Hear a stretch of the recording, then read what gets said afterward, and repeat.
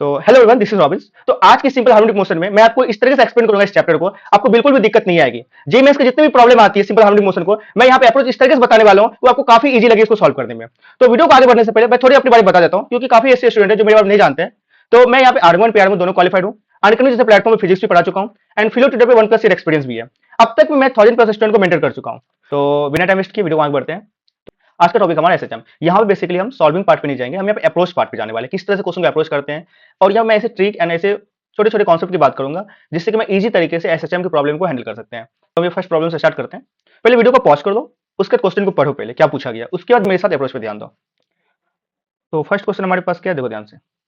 Two simple harmonic motions are represented by equations y1 0.1 sin 10 pi t plus pi by 3 and y2 0.1 cos pi t. The phase difference of the velocity of particle 1 with respect to the velocity of particle 2. देखो ध्यान से, ये particle 1 है तुम्हारे पास, इसका SHM equation क्या given है, देखो y1 0.1 sin 10 pi t sorry 100 pi t plus pi by 3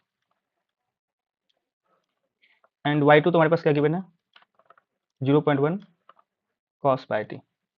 ये तो एसएचएम की इक्वेशन है, लेकिन हमें किस पे बात करनी है, हमें वेलोसिटी की बात करनी है। तो सबसे पहले हम वेलोसिटी फाइंड करेंगे। वेलोसिटी फाइंड करने के लिए v1 हमें क्या करना पड़ेगा, dy1 divided by dt।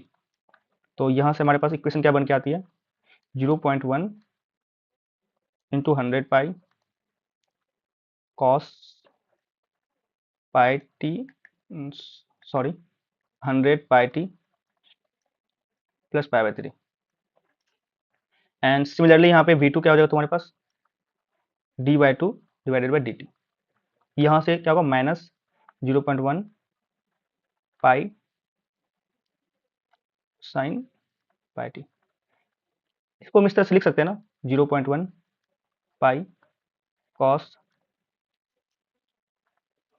Pi by 2 plus pi T, इस तरह से लिख सकते हैं एग्जैक्टली। तो ये हमारा क्या है v2 एंड ये क्या है हमारे पास v1। हमसे पूछा क्या गया, फेज डिफरेंस पूछा गया particle 1 with respect to particle 2। तो हमारे पास जो फेज डिफरेंस क्या आ जाएगा del phi, phase difference particle 1 velocity का phase difference minus phase difference particle 2।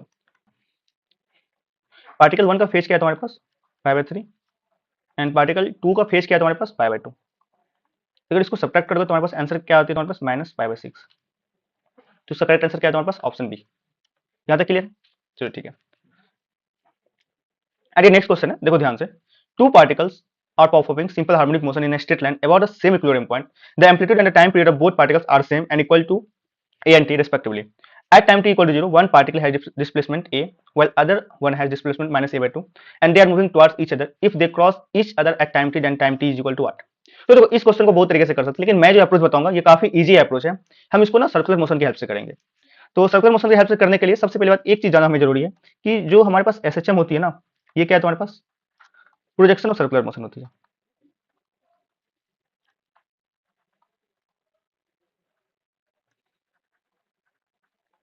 देखो बताते कैसे। मान लीजिए सर्कुलर मोशन है तुम्हारे पास, एक पार्टिकल है ये सर्कुलर मोशन कर रही है, यहाँ पार्टिकल मास m है एंड इसका प्रोजेक्शन तुम इस जगह पे ले लो, इस जगह पे इसका प्रोजेक्शन ले लो। अब देखो मैं एनालिसिस करके तुम्हें बता रहा हूँ, ध्यान से देखना। इसको मान लो a एंड इसको b and c and d। अगर पार्टिकल a से b पे जा रही है तो इसका प्रोजेक्शन जो यहाँ से इस डायरेक्शन में जाएगी ऊपर। अगर पार्टिकल b से c में आ रही है इसका प्रोजेक्शन इस तरह से आएगी एंड पार्टिकल जब c से d में आएगी तो प्रोजेक्शन इस तरह से आएगी एंड अगेन जब पार्टिकल d से a में जाएगी तो इसका प्रोजेक्शन इस तरह से जाएगी। तो ये सर्कुलर मोशन में ये पार्टिकल रोटेट कर रही है, लेकिन इसका प्रोजेक्शन क्या हो रहा है ये पे स्ट्रेट लाइन में एसएचएम कर रही है। तो एसएचएम को इस तरह से हम समझ सकते हैं। अब देखो यहाँ पे क्वेश्चन क्या बोला गया, तो इस सर्कुलर मोशन में जो होता है प्रोजेक्शन जो करते हैं, तो ये सर्कुलर मोशन में जो इसका प्रोजेक्शन एसएचएम होती है इसका एम्पलीट्यूड क्या होता है, ये सर्कल का जो रेडियस होता है ये इसका क्या होता है हमारे पास एम्पलीट्यूड होती है। अब ध्यान से देखो ये एम्पलीट्यूड ये हो गई। अब क्वेश्चन के अकॉर्डिंग क्या किया, टू पार्टिकल्स है उसका जो मीन पोजीशन सेम है। मान लो कि तुम्हारे पास मीन पोजीशन ये हो गया, मान लो ये तुम्हारे पास क्या हो गया मीन पोजीशन हो गया, ओके। यहाँ पे बोला क्या गया time t equal to 0 one particle है डिस्प्लेसमेंट a। तो टाइम t इक्वल टू 0 पे फर्स्ट पार्टिकल का जो तुम्हारे पास डिस्प्लेसमेंट क्या a है, a का मतलब पार्टिकल यहाँ पे होना चाहिए क्योंकि ये मैग्नीट्यूड है तुम्हारे पास एम्पलीट्यूड का। एंड सेकंड पार्टिकल क्या है तुम्हारे पास डिस्प्लेसमेंट माइनस a बाई 2 पे, माइनस a बाई 2 मतलब ये 0 है तुम्हारे पास एंड ये कैपिटल ए है, एंड ये क्या है तुम्हारे पास माइनस ए, तो माइनस ए बाई टू कहीं इस जगह पे लाई करेगी, माइनस ए बाई टू। अब इसमें बोला क्या गया कि ये दोनों एक दूसरे की तरफ आ रही है। अगर यहां पे है पार्टिकल वन एंड ये पार्टिकल टू तुम्हारे पास इस जगह पे माइनस ए बाई टू पे है, तो ये दोनों एक दूसरे के सामने आ रही होगी। मतलब क्या होगा, पार्टिकल इस तरह से यहां मूव कर रही होगी, ये पार्टिकल इस तरह से यहां पे मूव कर रही होगी। इसको हम सर्कुलर मोशन में देखते हैं। अगर पार्टिकल वन का जो प्रोजेक्शन हुआ होगा ये सर्कुलर मोशन में, तो पार्टिकल कुछ यहां पे हुआ होगा। अगर ये पार्टिकल इस डायरेक्शन नीचे आ रही है, तो मतलब इसका रोटेशन डायरेक्शन इधर हो गया। And particle minus a by to पे है, तो इसका प्रोजेक्शन समथिंग इस तरह से होगा। या तो पार्टिकल यहां पे होना चाहिए, या तो पार्टिकल यहां पे होना चाहिए, प्रोजेक्शन तब यहां पे आएगा माइनस ए बाई टू पे। तो अब हमें डिसाइड क्या करना है कि पार्टिकल ऊपर जाएगी या नीचे जाएगी। देखो, अगर यहां पे इस तरह से आ रही है, इसका प्रोजेक्शन होगा तो पार्टिकल नीचे आनी चाहिए। अगर पार्टिकल यहां पे है, इसका प्रोजेक्शन देखोगे तो पार्टिकल क्या होना चाहिए, ऊपर जानी चाहिए। तो इस क्वेश्चन के अकॉर्डिंग जो पार्टिकल हमारे पास ऊपर जा रही है, मतलब पार्टिकल एग्जैक्ट यहां पे लाई करती है, इस जगह पार्टिकल टू लाई करती है। अब मैं इस फिगर को यहाँ फ्रेश में बनाता हूं। यहाँ पे देखो ध्यान से, हमने एनालिसिस किया कि पार्टिकल वन यहाँ पे लाई कर रही है एंड पार्टिकल टू इस जगह पे लाई कर रही है, एंड ये सेंटर है तुम्हारे पास, एंड ये तुम्हारे पास परपेंडिकुलर है, एंड यहाँ से इसका जो डिस्टेंस है तुम्हारे पास ये माइनस ए बाई टू है, एंड ये क्या तुम्हारे पास मीन पोजिशन है, एंड ये जो डिस्टेंस है ये ए है। तो इसके अकॉर्डिंग तुम्हारे पास ये एंगल की वैल्यू क्या होगी तुम्हारे पास, थीटा की वैल्यू। अगर यहाँ से तुम देखोगे तो साइन थीटा की वैल्यू तुम्हारे पास क्या आती है, minus a by two divided by a. तो यहाँ से अगर देखोगे तो इसकी वैल्यू तुम्हारे पास माइनस हाफ आती है, एंड यहाँ से थीटा की वैल्यू तुम्हारे पास क्या आ जाती है, माइनस 30 आ जाती है। ये तुम्हारे पास थीटा की वैल्यू आती है। अब तुमसे पूछा क्या गया कि एसएचएम में हमें एक ऐसा टाइम बताना है जहां पे ये दोनों पार्टिकल एक दूसरे क्रॉस करेगी। ये क्या है तुम्हारे पास एसएचएम है, ये तुम्हारे पास मीन पोजीशन है, एंड ये टॉप पोजीशन जहां पार्टिकल वन है, एंड ये माइनस ए बाई टू पे जहां पार्टिकल टू है, एंड ये तुम्हारे पास बॉटम पोजीशन है, पोजीशन नंबर 3। तो मुझसे पूछा क्या गया, पार्टिकल वन ये इस डायरेक्शन में आ रही है एंड पार्टिकल टू इस डायरेक्शन में जा रही है। तो एक ऐसा टाइम बताना है जहां पे ये दोनों पार्टिकल क्या करती है, मीट करती है। इस टाइम की वैल्यू में कैलकुलेट करनी है, टाइम पीरियड के टर्म्स में। तो अब इनको इस तरह से नहीं समझ के हम सर्कुलर मोशन में समझेंगे कि हमें एक ऐसा पॉइंट निकालना है यहाँ पे कि जहां पे ये दोनों एक दूसरे क्रॉस करेगी। अगर ये दोनों एक दूसरे क्रॉस करेगी, कुछ इस तरह से एंगल होना चाहिए क्रॉस करने के लिए। यहाँ पे पार्टिकल वन आना चाहिए एंड यहाँ पे क्या होना चाहिए, पार्टिकल टू आना चाहिए। अगर ये कुछ ऐसा होगा तभी तो इसका प्रोजेक्शन तुम्हारे पास जो यहाँ पे एसएचएम में लाई करेगी, दोनों एक दूसरे को लाई करेगी। यहाँ पे पार्टिकल वन का सर्कुलर रोटेशन इस डायरेक्शन में है एंड पार्टिकल टू का सर्कुलर रोटेशन इस डायरेक्शन में है। तो अगर एसएचएम देखोगे, पार्टिकल वन तुम्हारे पास इस डायरेक्शन नीचे आ रही होगी, एंड पार्टिकल टू जो है ये इस ऊपर जा रही है, और इस जगह पे क्या होगा, दोनों क्रॉस करेगी। एंड ये यहाँ से समझ सकते हैं। तो अभी हमें क्या बताना है कि पार्टिकल वन कितना एंगल ट्रेवल किया एंड पार्टिकल टू कितना एंगल ट्रेवल किया। अब एक चीज ध्यान से देखो, एसएचएम में वेलोसिटी जो होती है ये प्रोजेक्शन वेलोसिटी होती है वर्टिकल डायरेक्शन में, तो ये वेलोसिटी चेंज होती है। लेकिन उसका जो सर्कुलर मोशन जो होती है, जिसका वो प्रोजेक्शन किया होता है एसएचएम, वो सर्कुलर मोशन में वेलोसिटी क्या होती है, कांस्टेंट होती है। तो अगर particle one and particle two इस जगह पे है, जितना टाइम पार्टिकल वन को इस जगह पे आने में लगता है, सेम टाइम पार्टिकल टू को भी इस जगह पे आने में लगेगा, मतलब स्पीड सेम है। तो जितना एंगल ये ट्रेवल किया होगा, सेम एंगल ये भी ट्रेवल किया होगा। तो मुझे बताओ, इस जगह से मीन पोजीशन पे आने में पार्टिकल टू कितना एंगल ट्रेवल किया, 30 डिग्री, एंड मीन पोजीशन से इस पोजीशन में आने में भी 30 डिग्री ट्रेवल किया होगा। तो टोटल कितना ट्रेवल किया होगा, तो टोटल ये 60 डिग्री ट्रेवल किया होगा, एंड सिमिलरली ए भी 60 डिग्री ट्रेवल किया होगा। तो एक दूसरे को मीट करने के लिए इन्होंने कितना एंगल ट्रेवल किया, थीटा इक्वल टू 60 डिग्री। अगर इसको रेडियन फॉर्म में लिखो तो इसको बोल सकते हो पाई बाय 3। इतना एंगल इन्होंने ट्रेवल किया। अब आगे बात करते हैं, यहां से थीटा की वैल्यू तुम्हारे पास क्या निकली, पाई बाय 3 निकली। अब मुझे बताओ टाइम की वैल्यू क्या होती है। टाइम को हम किस तरह से लिखते हैं, theta displace divided by omega, ये होती है टाइम की वैल्यू। अब यहां से बताओ ओमेगा की वैल्यू क्या होती है, 2 पाई अपन टाइम पीरियड, ये होती है। एंड यहां से अगर रिलेट करोगे तुम तो टी इक्वल क्या होती है, थीटा की वैल्यू यहां से पुट करो pi by 3, and divided by omega की वैल्यू यहां से पुट करो 2 पाई बाय टी, एंड ये टी इधर आ जाएगा। एंड इसको अरेंज करके अगर लिखोगे क्या होगा, तुम्हारे पास pi t divided by 3 into 2 pi, and ये कैंसिल होकर तुम्हारे पास क्या आ जाएगी, टी बाय 6 आ जाएगी। तो जो तुम्हारे पास टाइम लगेगी, तो जो तुम्हारा टाइम लगेगा दोनों पार्टिकल एक दूसरे को क्रॉस कर जाएगी, तो वो टाइम तुम्हारे पास क्या होती है, टी बाय 6 होती है। तो तुमने यहां पे देखा ना कि सर्कुलर मोशन का यूज करते हुए हम इस प्रॉब्लम को कितना इजी तरीके से सॉल्व कर लिए। तो तुम्हें भी अगर कहीं भी स्टक हो जाओ सिंपल हार्मोनिक मोशन में, तो ये सर्कुलर मोशन का प्रोजेक्शन वाला कॉन्सेप्ट यूज करना बहुत इजी तरीके से बन जाएगी। अब आगे बढ़ते हैं, देखो ध्यान से, इस क्वेश्चन में क्या बोला गया Two springs of force constant K1 and K2 are connected to a mass m as shown in. The frequency of oscillation of mass is f. If both K1 and K2 are made 4 times their original value, the frequency of oscillation becomes क्या होगी? देखो सबसे पहले ध्यान से देखो, अगर मैं इसको अप्रोच किस तरह से करूंगा, क्वेश्चन में क्या बोलेगा वो देखना है, पहले अप्रोच कहां से करनी है, तो इसको हम पहले सिंप्लीफाई करते हैं। ये तुम्हारे पास मास m है, इस साइड से स्प्रिंग कनेक्टेड है K1 सॉरी K2 एंड इस साइड से स्प्रिंग कनेक्टेड है तुम्हारे पास K1। अब मुझे बताओ ये स्प्रिंग पैरेलल में कनेक्शन है सीरीज में कनेक्शन है? देखो अगर स्प्रिंग इस तरह से होता है मास m K1 एंड K2, ये क्या है तुम्हारे पास सीरीज है, एंड अगर स्प्रिंग इस तरह से होता है ये K1 हो गया तुम्हारे पास एंड ये तुम्हारे पास K2 हो गया, ये K1 एंड ये K2 एंड ये क्या तुम्हारे पास पैरेलल में हो गई।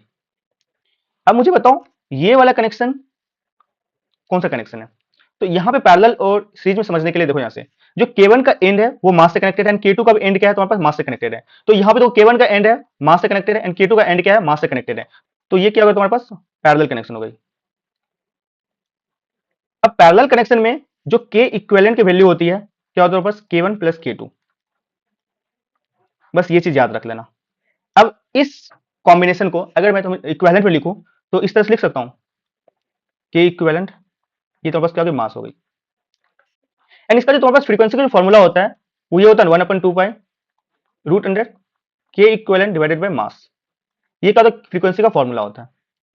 अब मुझे बताओ सेकंड केस में इन्होंने क्या बोला है कि if both K1 and K2 are made 4 times to their original value, हम नेक्स्ट स्लाइड में देखते हैं, देखो ध्यान से।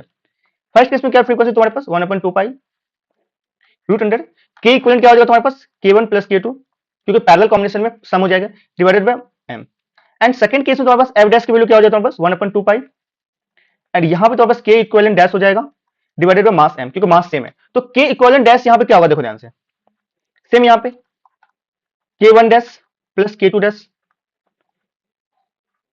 और यहाँ पे K1 डैश जो है ये तुम्हारे पास क्या है K1 डैश 4 टाइम्स K1 है एंड K2 डैश क्या है तुम्हारे पास 4 टाइम्स K2, एंड ये चीज क्वेश्चन में गिवन है कि दोनों K1 एंड K2 को 4 टाइम्स इंक्रीज कर दिया जाता है, वो तुम्हारे पास न्यू कांस्टेंट बन जाती है K1 डैश, एंड अब इस केस में फ्रीक्वेंसी की जो वैल्यू है क्या होगी, तो अब इस वैल्यू को यहाँ पे पुट करो एंड यहां से तुम क्या रिलेट करोगे यहाँ पे 1/2 root under 4 into K1 plus K2 इस तरह से हो जाएगी and divided by mass m, and यहां से अगर रिलेट करोगे तुम यहाँ पे यहां से 4 को कॉमन निकालो 2 into 1/2 root under K1 plus K2 divided by m, and ये तुम्हारे पास क्या हो जाता है फ्रीक्वेंसी हो जाती है, एंड इसको फ्रीक्वेंसी के टर्म में लिखोगे 2 इंटू एंड ये वाला टर्म है एंड ये वाला टर्म सेम है एंड ये क्या f है, तो यहाँ पे 2f हो जाएगी, तो जो न्यू फ्रीक्वेंसी बनेगी वो क्या होगा डबल टाइम्स हो जाएगा प्रीवियस से।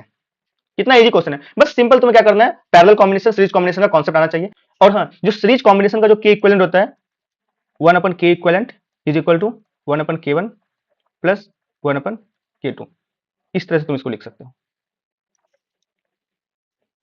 एंड नेक्स्ट क्वेश्चन आप मूव करते हैं। अब देखो इस क्वेश्चन को, ये क्वेश्चन में मजेदार क्वेश्चन है, देखो ध्यान से। The ratio of maximum acceleration to maximum velocity in a simple harmonic motion is 10 at time t is equal to 0, displacement is 5 meter, what is the maximum acceleration, the initial phase is 5/4, तुम्हें बताएं, देखो ध्यान से।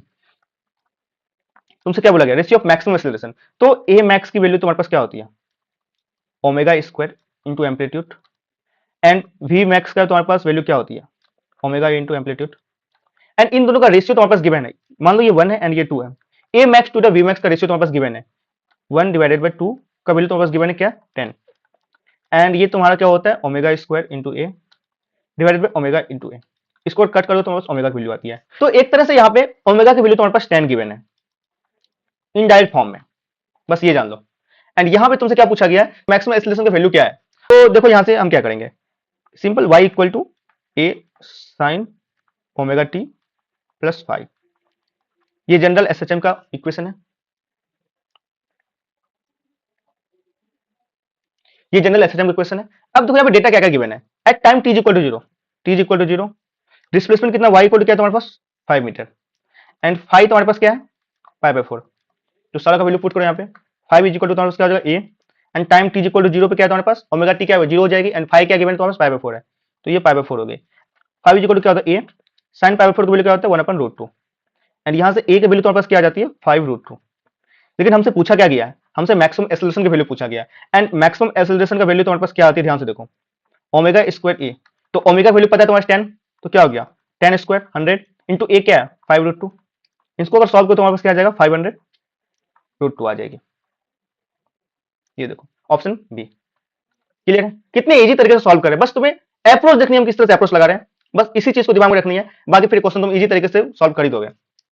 तो देख रहे हो ना, जेई मेंस की ये क्वेश्चन है, कितना इजी तरीके से चीजें सॉल्व हो रही है। तुम्हें बेसिक चीजें पता है, क्वेश्चन सॉल्व कर दोगे। बस यही चीज तुम्हें अप्रोच तुम्हें यहां देखना है वीडियो में। अब नेक्स्ट क्वेश्चन क्या है, देखो ध्यान से।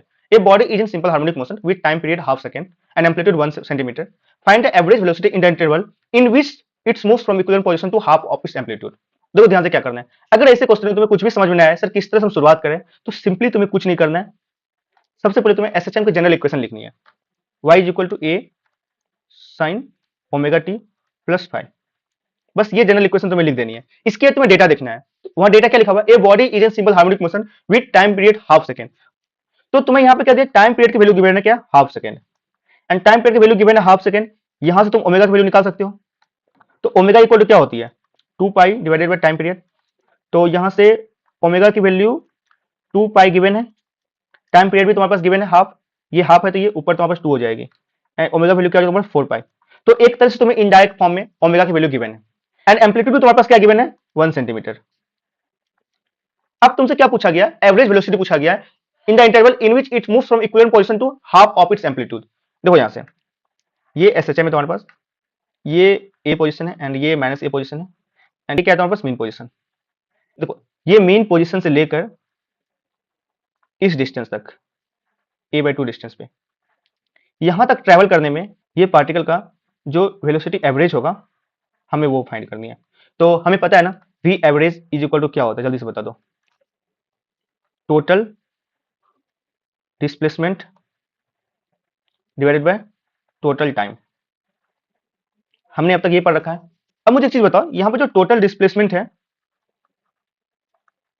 वो क्या है, गिवन है, ये 0 से स्टार्ट हुआ a/2 तक गया हुआ है, तो टोटल डिस्प्लेसमेंट क्या होगा तुम्हारे पास a/2 हो गया। यहां तक क्लियर है। अब टोटल टाइम तुम्हारे पास क्या हो जाएगा, ये निकालनी है। देखो ये 0 से स्टार्ट हुआ यहाँ पे एंड ये मान लो टाइम t तक गया हुआ है। तो टोटल टाइम निकालने के लिए हम ये जनरल इक्वेशन है, हम ये इक्वेशन का यूज करेंगे। देखो नेक्स्ट स्लाइड में, तो जनरल इक्वेशन तुम्हारे पास क्या आ गया, a sin omega t plus 5। देखो अगर मेन पोजीशन से स्टार्ट हो रहे पार्टिकल, तो इस केस में 5 की वैल्यू क्या होगी तुम्हारे पास 0, एंड ओमेगा की वैल्यू ऑलरेडी हमने निकाल रखा है 4 पाई, एंड ए का वैल्यू यहाँ पे गिवन है तुम्हारे पास क्या है 1 सेंटीमीटर, एंड वाई की वैल्यू तुम्हारे पास क्या है, ये वाला डिस्टेंस फाइनल पोजीशन क्या a/2। तो a/2 हो गया क्या होगा तुम्हारे पास हाफ सेंटीमीटर, एंड यहाँ से टाइम की वैल्यू आ जाएगी। ये y equal to half centimetre हो गई, एंड ये a 1 सेंटीमीटर हो गया, एंड ये साइन हो गया, एंड यहाँ से 4 पाई t हो जाएगा, एंड 5 की वैल्यू तुम्हारे पास क्या है 0 है। तो यहाँ से t की वैल्यू निकल जाएगी। यहाँ से साइन 4 पाई t की वैल्यू क्या आती है तुम्हारे पास हाफ आती है, एंड इस जगह तुम्हारे पास 4 पाई t की वैल्यू तुम्हारे पास क्या आ जाती है, sine theta equal to half, then theta की वैल्यू क्या होती है 30 डिग्री आती है। तो 30 डिग्री में क्या होता है, तो थीटा वैल्यू क्या होती है π/6 होती है। एंड यहां से तुम्हारे पास जो t की वैल्यू आती है वो क्या आता है तुम्हारे पास, ये पाई पाई कैंसिल हो जाएगा, ये 1/24 आती है वैल्यू। तो यहां से तुमने टोटल टाइम निकाल लिया है। टोटल टाइम तुम्हारे पास क्या आ गया, जल्दी से बता दो 1/24। एंड टोटल डिस्टेंस तो हमें पता था पहले से, सॉरी टोटल डिस्प्लेसमेंट, ये क्या है हमारे पास a/2 मतलब हाफ, क्योंकि एक वैल्यू 1 सेंटीमीटर गिवन है। एंड यहां से तुम्हारे पास एवरेज वेलोसिटी क्या हो जाएगा तुम्हारे पास v एवरेज, टोटल डिस्प्लेसमेंट अपन टोटल टाइम। तो टोटल डिस्प्लेसमेंट क्या है तुम्हारे पास 1/2, एंड टोटल टाइम क्या है 1/24। तो ये 1/24 ऊपर चले जाएगा यहाँ से, एंड यहाँ से तुम्हारे पास क्या आ जाएगा 24 डिवाइडेड बाय 2 12 आ जाएगा। एंड जो यूनिट है क्या होगा तुम्हारे पास सेंटीमीटर पर सेकंड। क्यों सेंटीमीटर, क्योंकि यहाँ पे एम्पलीट्यूड जो है वो सेंटीमीटर में गिवन है, तो सारा कैलकुलेशन में हम सेंटीमीटर लेके ही चले, इसलिए फाइनल आंसर में तुम्हें सेंटीमीटर ही इंक्लूड करना होगा। तो 12 सेंटीमीटर पर सेकंड इसका क्या होगा तुम्हारे पास एवरेज वेलोसिटी हो गई, एंड इसका करेक्ट आंसर हो जाएगा तुम्हारे पास ऑप्शन सी। तो देखा तुमने कितना इजी तरीके से हमने एसएचएम की प्रॉब्लम को बेसिक काइनेमेटिक का प्रॉब्लम समझ के सॉल्व कर लिया। बस यहाँ पे वी एवरेज निकालनी थी, वी एवरेज का कॉन्सेप्ट मैंने क्या लगाया, टोटल डिस्प्लेसमेंट अपन टोटल टाइम। तो टोटल डिस्प्लेसमेंट हमने फाइंड कर लिया यहाँ से एसएचएम का डेटा से गिवन है, एंड टोटल टाइम हमने वो भी फाइंड कर लिया एसएचएम के डेटा से। तो बात बाकी बस क्या है, काइनेमेटिक्स से v average equal to total displacement और टोटल टाइम, बस ये चीज लगा लो तुम्हारा आंसर आ जाएगा। तो देखो नेक्स्ट प्रॉब्लम क्या है। अब नेक्स्ट प्रॉब्लम क्या था, a pendulum is executing simple harmonic motion and it's maximum kinetic energy is k1 if the length of the pendulum is double and is perform simple harmonic motion with the same amplitude as in the first case, its maximum kinetic energy is k2. देखो कैसे को solve करते हैं। जो kinetic energy का general formula होता है वो तुम्हारे पास क्या होता है, half m v square, and SHM के केस में जो वी का वैल्यू तुम्हारे पास क्या होता है, ओमेगा इंटू एक्स, एक्स का डिस्प्लेसमेंट है।